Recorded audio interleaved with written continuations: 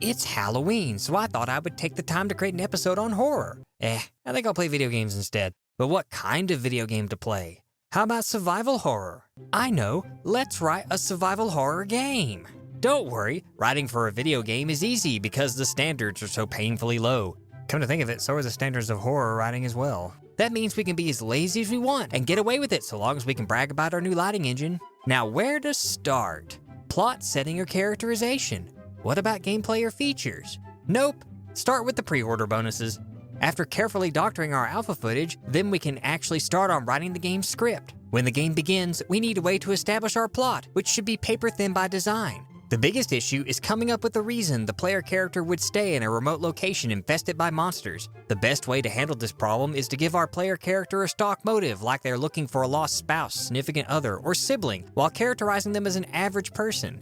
Then just ignore the problem. They can't leave the monster-infested town because, the bridge burned down behind them, or the roads are blocked, or, they just don't feel like it, okay? Then go back to emphasizing just how average and out of their depth the characters are. This will in no way be glaring as they mow down hundreds of terrifying monsters that professional soldiers and law enforcement failed to stop in the previous cutscene. We don't want our main characters burdened with the disadvantage of discipline or military training. Another important quality to add to our character is the true horror of survival horror. No, not the jump scares. It's the dialogue and voice acting. Oh no, it's a zombie.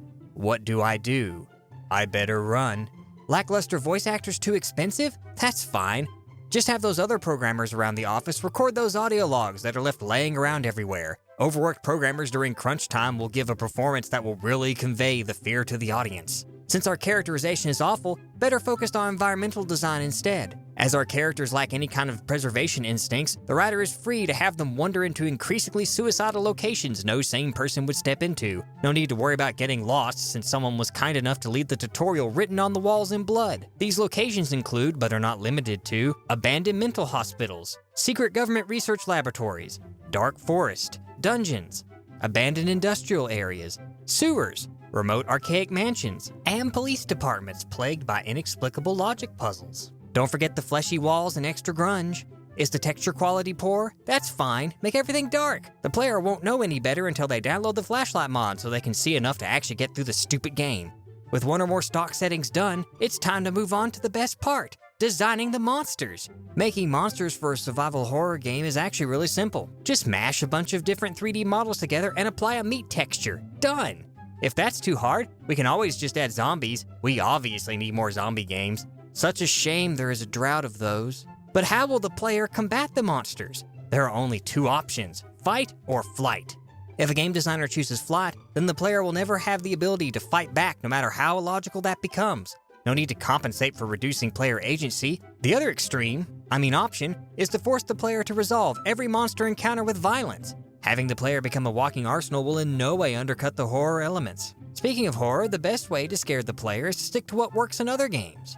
Repetition doesn't lead to desensitization after all. Nothing works best than the good old-fashioned jump scare.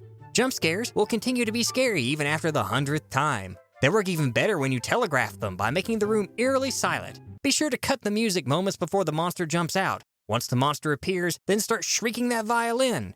Want to add to the atmosphere? Nursery rhymes sang in monotone and children whispering in the background is the way to go. Don't forget to have loud static flashes with distorted sounds pop up on the screen occasionally. Now, making a survival horror game is not really about creating a single game, but a franchise. The first game should be the scariest. Then the second game should be more action-focused with simpler puzzles and larger set pieces.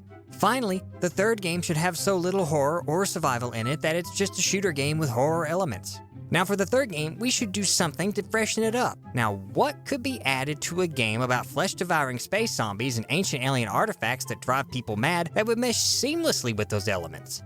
I know, a love triangle. Yes, the most terrifying part of any survival horror game is the horrific abomination of the forced romantic plotline. I'm sure the inclusion of a love triangle in games about shooting hideous monsters will totally hook in those romance fans.